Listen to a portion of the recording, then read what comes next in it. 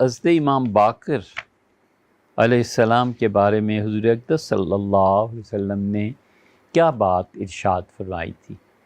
حضرت باقر رحمۃ اللہ علیہ وہ بیٹے تھے حضرت زین العابدین کے، اور زین العابدین فرزند تھے سیدنا حسین کے، اور سیدنا حسین سیدنا علی رضی اللہ تعالی عنہ وسلام اللہ تعالی علیہ۔ یہ پاک خاندان وہ ہے، سیدنا علی رضی اللہ، ان سے بھی پہلے ابو طالب ہیں، عبد المطلب ہیں۔ عبد المطلب تو جد تھے نا سب کے، تو عبد المطلب، ان کے بیٹے ابو طالب، ان کے بیٹے علی، ان کے بیٹے حسن حسین رضی اللہ تعالیٰ عنہم، اور ان کے بیٹے حضرت زین العابدین، اور زین العابدین کے بیٹے امام باقر، اور امام باقر کے بیٹے جعفر صادق، اور ان کے بیٹے موسیٰ قاسم۔ یہ سادات کرام رحمہم اللہ کا سلسلہ ہے، اور حسنی سید اور حسینی سید یہ دونوں سیدنا علی رضی اللہ عنہ۔ تو یہ جو حضرت زین العابدین کے بیٹے تھے امام باقر، یہ وہ ہیں، حدیث میں مراد یہ ہیں۔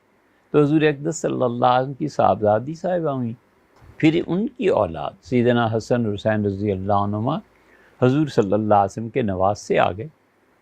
تو نواز سے جو آئے تو اس کے بعد امام باقر رضی اللہ عنہ یہ پڑھے، تو پر نانا حضور صلی اللہ علیہ وسلم ان کے ہوئے۔ اور باقر، بقرہ عربی میں کہتے ہیں گائے کو، بیل کے لیے بھی بعض جگہ استعمال ہوتا ہے۔ اب اس کی حالت پر غور کریں تو وہ بار بار زمین کو اپنے کھر سے کریدتی ہے، اس لیے عربوں نے اس کا نام رکھا بقرہ۔ وہ جو جستجو میں رہے، وہ جو تلاش میں رہے، وہ جو ہر لمحہ دریافت کرنا چاہے کہ علم کیا ہے، اس زمین کے نیچے کیا ہے، تو اس لیے باقر اس شخص کو کہتے ہیں جو دن بدن علم کی طلب اس میں بڑھتی جائے، اور اللہ تعالیٰ اسے غیبی علوم یا شرعی علوم یا یہ چیزیں عنایت فرمائیں، کیونکہ جب اس کی طلب بڑھے گی تو اللہ تعالیٰ کی طرف سے اپنے فضل سے وہ رسد بھی دے دے گا، اپنے فضل سے وہ اس کو بڑھا بھی دیتا ہے۔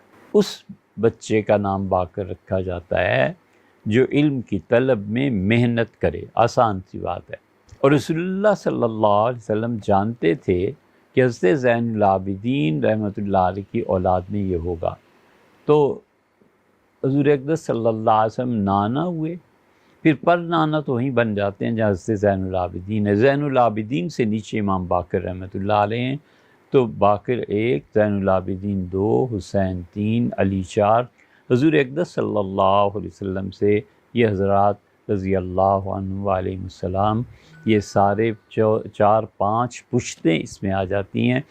تو رسول اللہ صلی اللہ علیہ وسلم نے حضرت جابر بن عبداللہ رضی اللہ عنہ سے فرمایا تھا۔ جابر اور عبداللہ یہ دونوں غزوہ احد میں شریک ہوئے تھے، اور حضرت جابر رضی اللہ عنہ فرماتے تھے میں بالکل جوان تھا اور میری بڑی تمنا تھی کہ میں شہید ہو جاؤں، اور میرے والد کی بھی یہ تمنا تھی کہ وہ شہید ہو جائیں، اور پھر وہ شہید ہو گئے۔ تو مجھے روتا دیکھ کے ظاہر ہے کہ طبعی غم تو ہوتا ہی ہے۔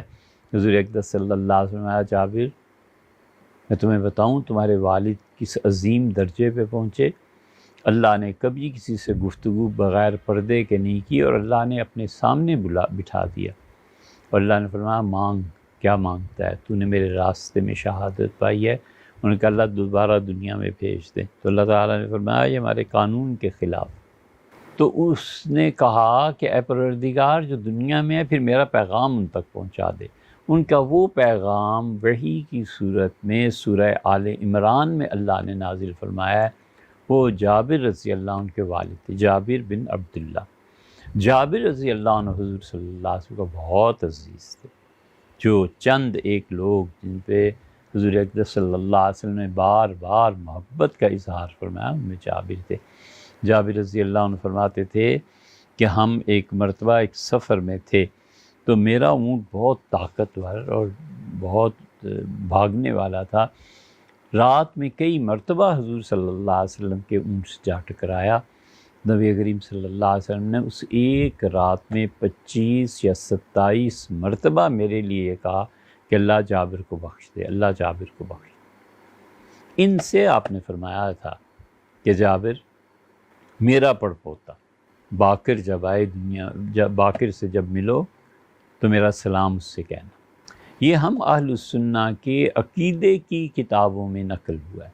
اس نے ہم نے کئی مرتبہ اس کا تذکرہ فرمایا، اس کے علمی مباحث الگ ہیں، لیکن ہمارے حضرات نے، علم کلام کے ماہرین نے اور لوگوں نے ان کی یہ فضیلت بیان کیا کہ حضور اقدس صلی اللہ علیہ وسلم کو اللہ تعالیٰ نے بتا دیا ہوگا کہ اتنا ذی علم، اتنا ذی شعور، اتنا بڑا آدمی آپ کے خاندان میں پیدا ہوگا۔ اہل مدینہ تابعین کا دور تھا، اہل مدینہ ہمیشہ حضرت کی خدمت میں حاضر ہوتے رہے تاکہ یہاں سے علم حاصل کریں۔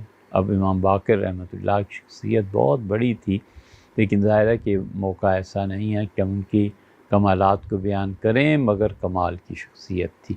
یہ تھا جابر ابن عبداللہ رضی اللہ تعالیٰ عنہ ان کا معاملہ۔